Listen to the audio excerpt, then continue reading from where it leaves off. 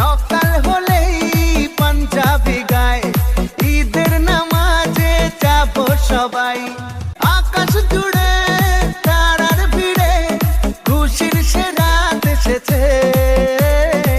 আসসালামু আলাইকুম, সবাই কেমন আছেন? আশা করি নিশ্চয়ই অনেক ভালো আছেন। তো এই তো সবার ঘরে ঘরে যেহেতু খুশির জোয়ার বইছে, সবাইকে অগ্রিম ঈদের শুভেচ্ছা।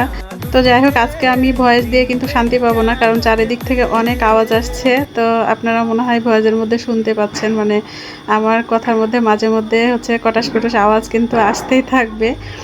তো আজকের যেহেতু ভয়েসটা আজকেই দিতে হবে, কোনো উপায় নাই, যেহেতু এই ভিডিওটা আমি আজকেই করলাম।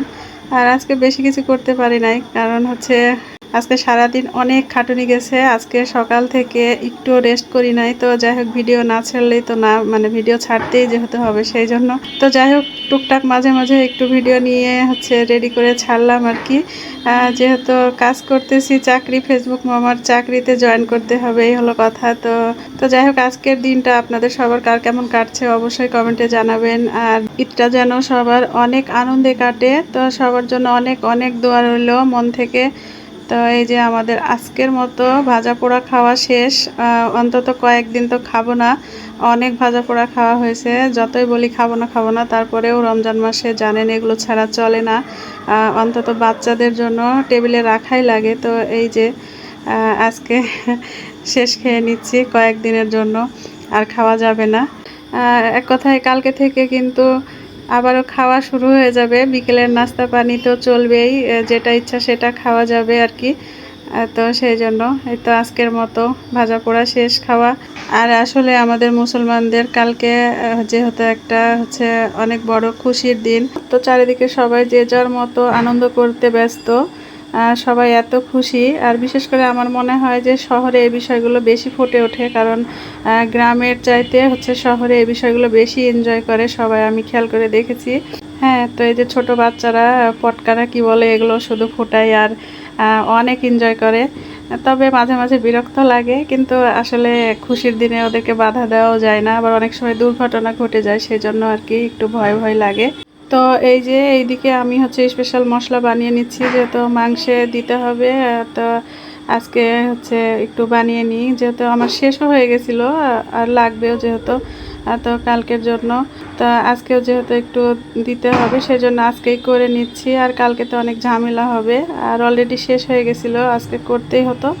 তো এই যে এইদিকে মশলাটা করার জন্য যত রকমের মশলা আছে, এক কথায় গরম মশলার মধ্যে যত রকম মশলা আছে আপনারা চাইলে দিতে পারেন।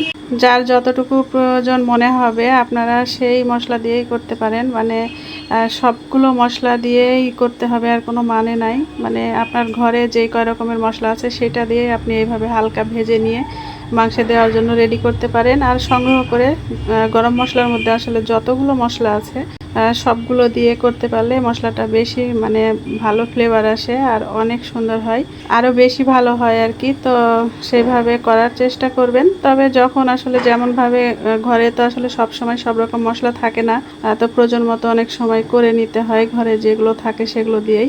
তো যাই হোক, এই যে এইদিকে অলরেডি বিকেলের নাস্তার আয়োজন শুরু, যেহেতু কালকে থেকে বিকেলে নাস্তা করতে হবে। তো আজকে বিস্কুটের প্যাকেট নিয়ে চলে আসছে।